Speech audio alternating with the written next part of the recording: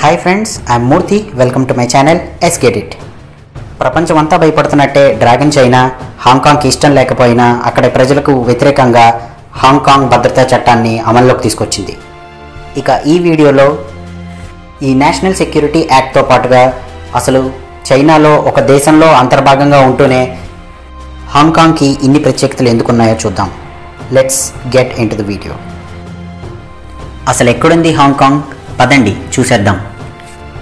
ఇదిగో, ఇది మన బుజ్జి భూగోళం, ఇది మన భారతదేశం. ఉత్తరంగా పోతే చైనా, ఇదిగో చైనాలో ఇక్కడ ఉంది ఈ హాంకాంగ్.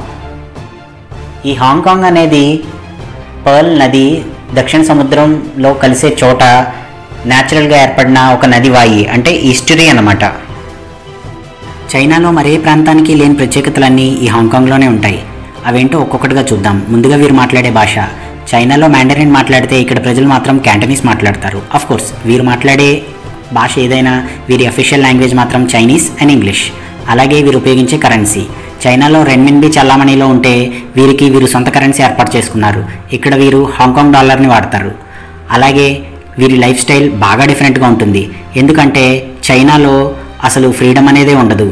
ఇక్కడ ప్రజలు మాత్రం ఒక డెమోక్రటిక్ కంట్రీ ఎటువంటి రైట్స్ అయితే ఎంజాయ్ చేస్తుందో అవన్నీ ఇక్కడ ప్రజలు ఎంజాయ్ చేస్తారు. వీరికి freedom of speech, freedom of assembly, right to vote, అలాగే వీరికి ఇండిపెండెంట్ జ్యుడిషియరీ కూడా ఉన్నాయి. ఎందుకు ఇలా నక్కకి నాగలోకానికి ఉన్నంత తేడా ఉందంటారా? అది అర్థం కావాలంటే ముందు దీని హిస్టరీని టచ్ చేయాలి. చైనా ఓపియం వార్లో ఓడిపోయినప్పుడు హాంకాంగ్ని బ్రిటిష్కి వదిలేయాల్సి వచ్చింది. బ్రిటన్ దీన్ని చాలా సంవత్సరాలు పరిపాలించాక 1982లో యూనిఫికేషన్ కోసం టాక్ స్టార్ట్ అయ్యాయి. డిమాండ్ బాగా పెరిగిపోవడంతో బ్రిటన్ కూడా ఒప్పుకునేలాగే అనిపించింది. కరెక్ట్గా బ్రిటన్ ఒప్పుకునే టైంలో జూన్ 4, 1989న టియనమెన్ స్క్వేర్ అనే ఒక ఇన్సిడెంట్ జరిగింది. ఇది చాలా విషాదకరమైన ఇన్సిడెంట్. ఎందుకంటే దాదాపుగా 1000 మంది స్టూడెంట్స్ని రైఫిల్స్తో కాల్చిపడేసి యుద్ధ ట్యాంకర్లతో వీధుల్లో విన్యాసాలు చేసి తన బ్రూటాలిటీని బయటపెట్టుకుంది చైనా. బ్రిటిష్ ప్రో డెమోక్రసీ వాదులకి ఇది ఆశాంతం నచ్చలేదు. సొంత వాళ్ళనే ఇలా చంపితే ఇక డెమోక్రసీకి బాగా అలవాటు పడిపోయిన హాంకాంగ్ వాసుల్ని ఏం చేస్తుంది అనే భయం కూడా స్టార్ట్ అయింది. ఇక హాంకాంగ్ని చైనాకి ఇచ్చే ఆలోచనని ఆల్మోస్ట్ డ్రాప్ చేసుకునే టైంలో చాలా రౌండ్స్ ఆఫ్ నెగోషియేషన్స్ జరిపి తరువాత ఫైనల్గా 1 జూలై 1997న హాంకాంగ్ని తనలో కలుపుకుంది చైనా. ఈ బ్రిటిష్ రూల్ ఎండ్ అయినప్పుడు చేసిన సెరమనీలో ప్రిన్స్ చార్లెస్ కూడా అటెండ్ అయ్యారు. మీరు స్క్రీన్ మీద చూస్తున్న వీడియో దీనికి సంబంధించిందే. బ్రిటన్ హాంకాంగ్ని వదిలి వెళ్ళేటప్పుడు చైనా హాంకాంగ్కి స్వతంత్ర ప్రతిపత్తి ఇస్తామని ప్రామిస్ చేసింది. మాట ఇచ్చినట్టుగానే హాంకాంగ్ బేసిక్ లా ఒకటి ఎనాక్ట్ చేసింది.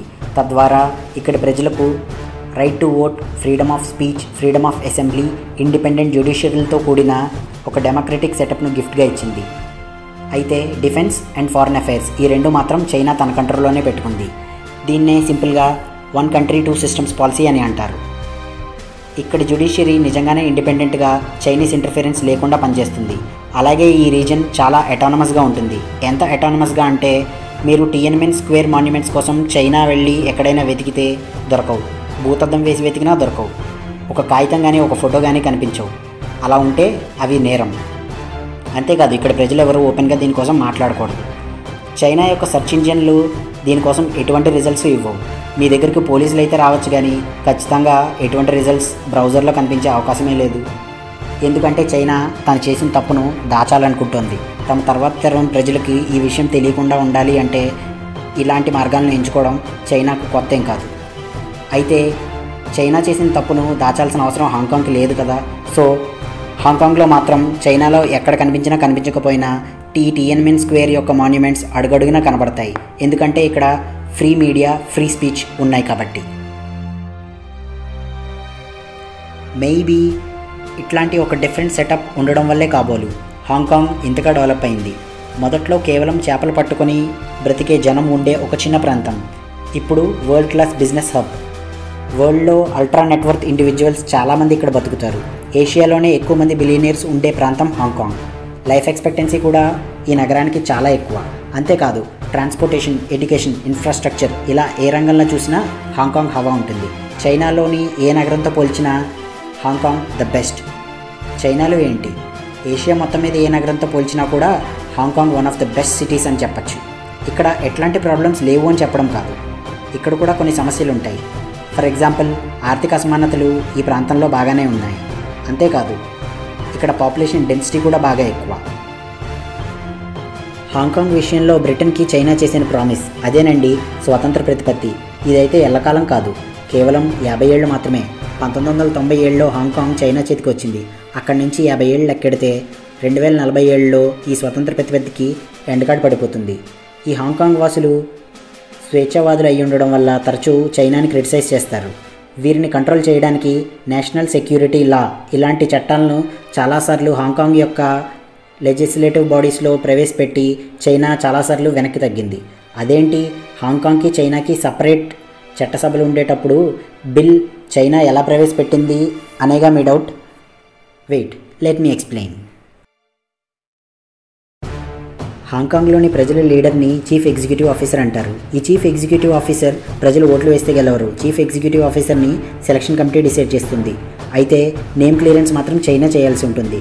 సో చైనాకి ఈ విషయంలో ఎడ్జ్ ఉందన్నమాట. తనకు నచ్చిన వాళ్ళని ఇక్కడ కూర్చోబెట్టే అవకాశం ఉండనే ఉంది. అయితే హాంకాంగ్ వాసుల యొక్క అదృష్టం ఏంటంటే ఈ చీఫ్ ఎగ్జిక్యూటివ్ ఆఫీసర్ కేవలం ఒక రబ్బర్ స్టాంప్ మాత్రమే. మన రాష్ట్ర గవర్నర్ ఎలా అయితే మన రాష్ట్రాన్ని పరిపాలిస్తారో అలానే చీఫ్ ఎగ్జిక్యూటివ్ ఆఫీసర్ హాంకాంగ్ని పరిపాలించాల్సి ఉంటుంది. యాక్చువల్గా చట్టం చేసే హక్కు లెక్కో అనే ఇంకో బాడీకి ఉంటుంది. లెక్కో అంటే లెజిస్లేటివ్ కౌన్సిల్ అన్నమాట. ఇది మన రాష్ట్ర అసెంబ్లీ ఎలా పనిచేస్తుందో ఎగ్జాక్ట్గా అలానే పనిచేస్తుంది. ప్రజలు ఓట్లు వేసి ప్రజాప్రతినిధుల్ని ఈ సభకు పంపుతూ ఉంటారు. ఎప్పుడు ఎలక్షన్స్ జరిగినా హాంకాంగ్లోని ప్రో డెమోక్రటిక్ పార్టీలే గెలుస్తూ ఉంటాయి. ప్రో చైనా పార్టీలు కొన్ని ఉంటాయి, కానీ అవి ఎప్పుడూ గెలవు. ఇంత అదృష్టంలో కూడా వీళ్ళ దురదృష్టం ఏంటంటే లెక్కోలో మొత్తం 70 సీట్లు ఉంటాయి, కానీ ఎలక్షన్స్ జరిగేది కేవలం 35 సీట్లకు మాత్రమే. మిగిలిన సీట్లన్నీ రిజర్వ్ అయి ఉండడం వల్ల తనకు నచ్చిన వ్యక్తుల్ని చైనా ఈ రిజర్వ్ సీట్స్లో కూర్చోబెట్టి తన పబ్బం గడుపుకుంటూ ఉంటుంది. సో టెక్నికల్గా చైనా ఇక్కడ ఏ చట్టం కావాలన్నా చేసేలా ఈ స్ట్రెంగ్త్ ఉండేలా మ్యానిపులేట్ చేస్తుంది. సో చైనాకి ఆడింది ఆట పాడింది పాట అన్నమాట. 2003లో ఇప్పుడు నేషనల్ సెక్యూరిటీ లా ఎలా ఉందో అట్లాంటి ఒక సెక్యూరిటీ లాని ఎనాక్ట్ చేయాలని చైనా ట్రై చేసి వెనక్కి తగ్గాల్సి వచ్చింది. దీనికి కారణం ప్రజలు చేసిన ప్రొటెస్ట్. 2014లో అయితే లోకల్ ఎలక్షన్స్ పైన చైనా ప్రభావం ఏంటి అని ఇది నచ్చని ప్రజలు రోడ్లెక్కారు. 2019లో అయితే మ్యాసివ్ ప్రొటెస్ట్ జరిగాయి. దానికి రీజన్ ఎక్స్ట్రాడిషన్ బిల్. ఈ ఎక్స్ట్రాడిషన్ బిల్లే కనుక చట్టం అయి ఉంటే హాంకాంగ్లోని జ్యుడిషియరీకి ఇండిపెండెన్స్ లేకుండా పోయేది. ఎందుకంటే ఈ చట్టం ద్వారా హాంకాంగ్ వాసులు ఎవరైనా తప్పు చేస్తే శిక్షలు హాంకాంగ్లోనే కాదు చైనాకి తీసుకెళ్లి వారిని విచారించి శిక్షలు వేసే హక్కు చైనాకి వచ్చేది. వీళ్ళ అదృష్టం బాగుందో ఏమో 2019లో ఈ బిల్ని స్క్రాప్ చేశారు. ఇక లెక్కో ద్వారా ఎట్లాంటి బిల్స్ ప్రవేశపెట్టినా ప్రజల యొక్క ప్రొటెస్ట్ చవి చూడాల్సి వస్తుందని చైనాకి బాగా అర్థమైంది. సో ఈసారి దొడ్డిదారి వెతుక్కుందనమాట. లెక్కోలో కాకుండా డైరెక్ట్గా బిల్ చైనాలోని పార్లమెంట్లో ప్రవేశపెట్టింది. మన ఇండియాలో అయితే ప్రెసిడెంట్ రబ్బర్ స్టాంప్, పార్లమెంట్ చాలా పవర్ఫుల్. కానీ చైనాలో దీనికి quite opposite. Rubber stamp parliament, president అయితే బాగా పవర్ఫుల్. అందుకే ఈ ఇల్లీగల్ రూట్ని వెతుక్కుంది. అయితే క్వశ్చన్, నిజంగానే ఇది ఇల్లీగలా కాదా? ఇది అర్థం కావాలంటే ఈ యాక్ట్లోని ప్రొవిజన్స్ ఒక్కొక్కటిగా అర్థం చేసుకోవాలి. ఇప్పుడు ఈ చట్టం ఏం చెబుతోంది, ఎందుకు ప్రజలు భయపడుతున్నారు, ఈ విషయాలని చూద్దాం. పాయింట్ నెంబర్ 1, హాంకాంగ్ వాసులు ఎవరైనా ఫారినర్స్తో కలిసి చైనీస్ గవర్నమెంట్కి వ్యతిరేకంగా కానీ లేదా నేషనల్ సెక్యూరిటీ కాంప్రమైజ్ అయ్యేలా కానీ ఏదైనా ఒక పని చేస్తే వారిపై కఠిన చర్యలు తీసుకునే అవకాశం చైనీస్ గవర్నమెంట్కి దక్కుతుంది. అయితే ఈ యాక్ట్లో డిఫైన్ చేసిన చాలా వర్డ్స్కి వైడర్ కానిటేషన్స్ ఉండడం వల్ల క్లారిటీ కోసం హాంకాంగ్ జస్టిస్ సెక్రటరీ అయిన తెరిసా చెంగ్ని ప్రశ్నించారు. వారు దీనికి సమాధానం ఇవ్వకుండానే దాటేశారు. ఈ చట్టం ద్వారా మ్యాక్సిమం లైఫ్ కానీ డెత్ సెంటెన్స్ కానీ పడే ప్రమాదం ఉంది. పాయింట్ నెంబర్ 2, చైనాకి చెందిన సెక్యూరిటీ పర్సనల్ ఏ సిచ్యువేషన్ ఎమర్జెన్సీ అయినా లేదా సీరియస్గా ఉన్నా డైరెక్ట్గా హాంకాంగ్లోకి వెళ్ళి ఆపరేషన్స్ నిర్వహించవచ్చు. అయితే రేపటి నుంచి చైనా ఎటువంటి సిచ్యువేషన్ అయినా సీరియస్ అని హాంకాంగ్లోని డైరెక్ట్గా ఎంటర్ అయ్యే ప్రమాదం ఉంది. పాయింట్ నెంబర్ 3, హాంకాంగ్ వాసులకే కాదు ఈ చట్టం ఫారినర్స్కి కూడా వర్తిస్తుంది. ఎక్కువ మంది ఫారినర్స్ బిజినెస్ రిలేషన్స్ ఉండడం వల్ల ఈ ప్రాంతాన్ని రెగ్యులర్గా విజిట్ చేస్తారు. ఇప్పుడు వారికి చైనాలో ఎంటర్ కావాలంటే ఇబ్బందులు ఎదుర్కోవాల్సిందే. పాయింట్ నెంబర్ 4, ఈ చట్టం ప్రకారం హాంకాంగ్ లోపల ఆఫీస్ ఆఫ్ నేషనల్ సెక్యూరిటీ అనే పేరుతో ఒక కొత్త ఆఫీస్ తెరుస్తుంది చైనా. దీనికి హాంకాంగ్లో కోర్టుల కన్నా ఎక్కువ బలం ఉంది.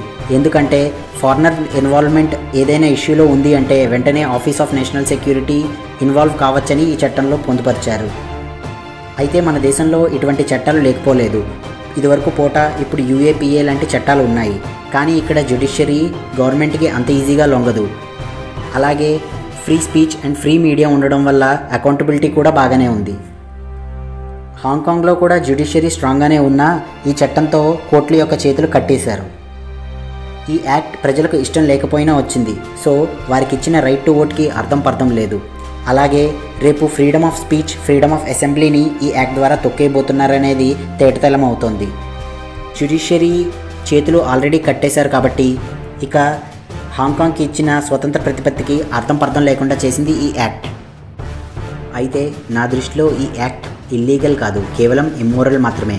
ఎందుకంటే హాంకాంగ్ బేసిక్ లా ప్రకారం ఫారిన్ అఫైర్స్ అండ్ డిఫెన్స్ రెండూ కూడా చైనా కంట్రోల్లో ఉండాలి.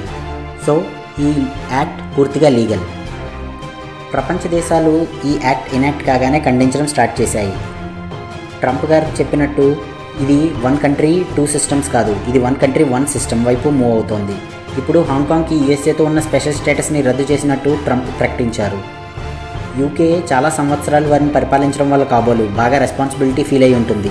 యూకే హాంకాంగ్ వాసులకి సిటిజన్షిప్ ఆఫర్ ఇచ్చింది. చైనా హాంకాంగ్కి ఎలా అయితే స్పెషల్ స్టేటస్ ఉందో మీకు కూడా స్పెషల్ స్టేటస్ ఇస్తాం, రండి మళ్ళీ కలుద్దాం అంటూ తైవాన్ని ఇదివరకు చాలాసార్లు ఆహ్వానించింది.